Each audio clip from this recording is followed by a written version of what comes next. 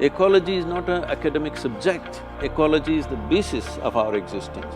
We as a generation of people have this responsibility that in the next 10-15 years' time, at least at the policy level, all the right things happen. But fundamentally, the most important thing is human beings have lost connection with what is life and everything that nourishes life and sustains life around us. This is the disaster we are manifesting in.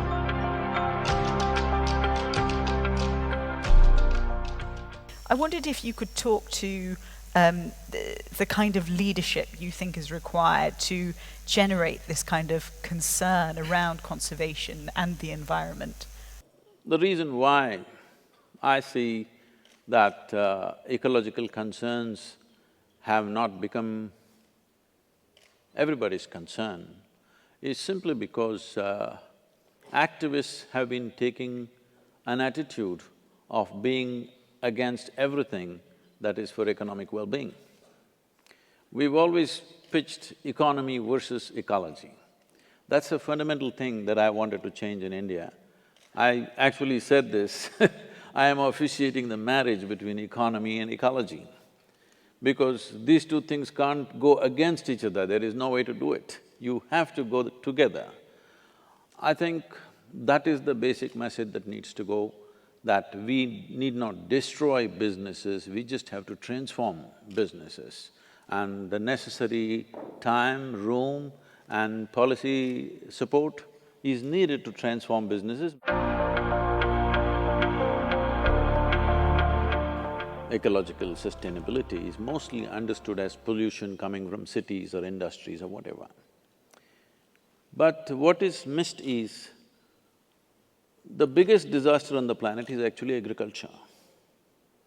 It's the degradation of soil which is the real issue.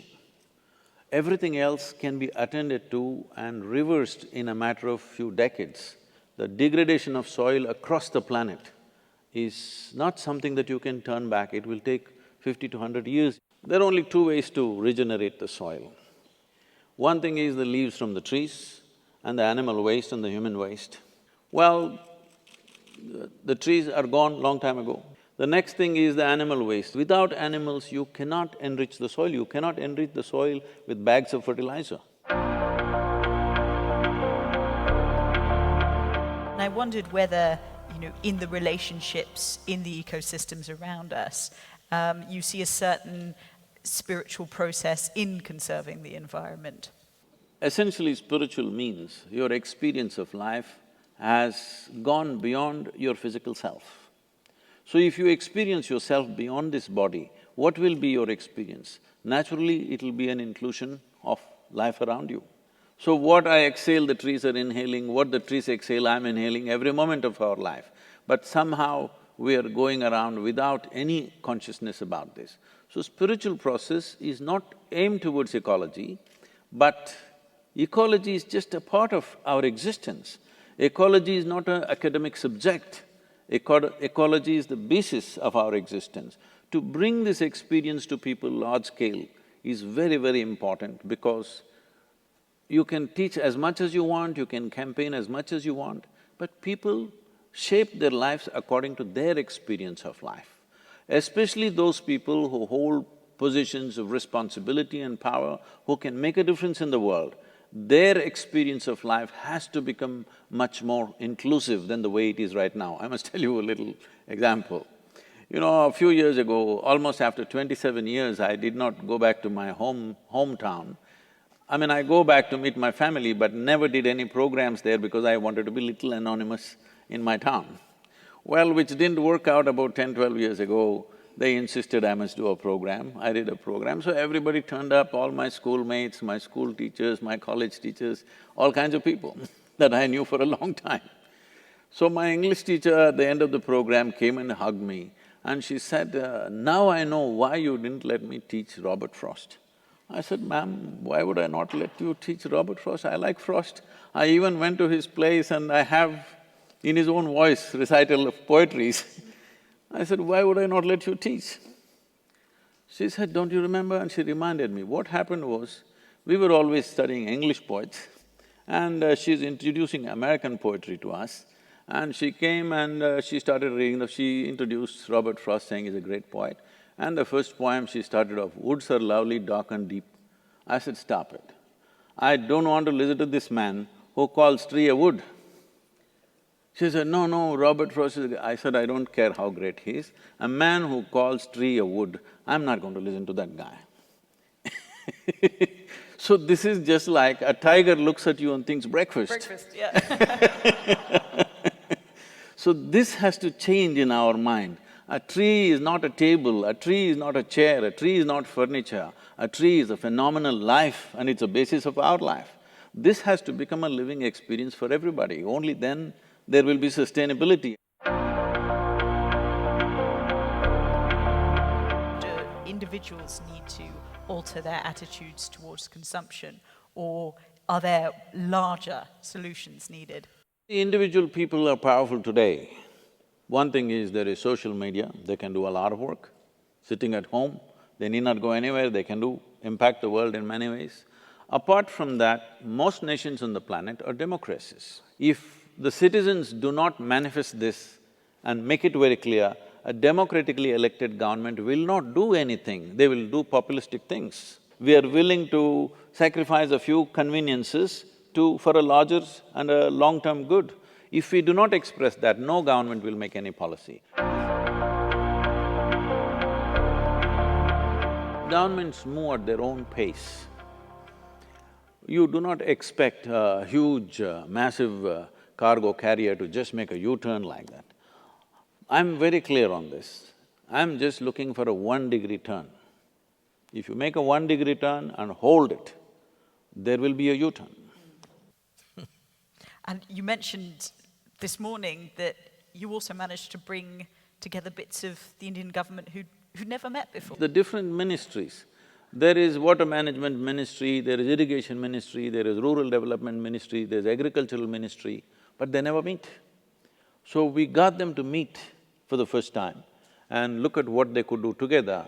That's what made a huge difference. And now the Planning Commission or the Niti Aayog, as it is called today, sent out a notification to all the 28 states that this Rally for Rivers policy is the official policy you must implement. Many states have already taken it up.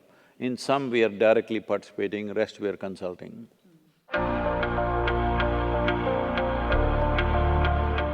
I'm trying to talk to a lot of activists and tell them the problems that they're protesting against.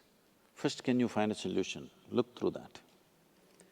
If you can find a solution, suggest the solution rather than just protesting against a problem. For example, all these soft drink manufacturers, where single-use plastic is going around, they shifted from bottles to plastic because it was far more convenient for them. The reason why you cannot recycle this bottle easily is because there is a paper label. So we started doing a little bit of research. What is the solution? How can we print on this? So there is a company in Chicago who's manufacturing a certain kind of dye which will come out just like paper label on the plastic. If you do that one thing, all these plastic bottles can go in for recycling. A business which is using this and they know it is a major polluting factor, they can suggest, see, this is the change, if you give us some incentives, we will shift.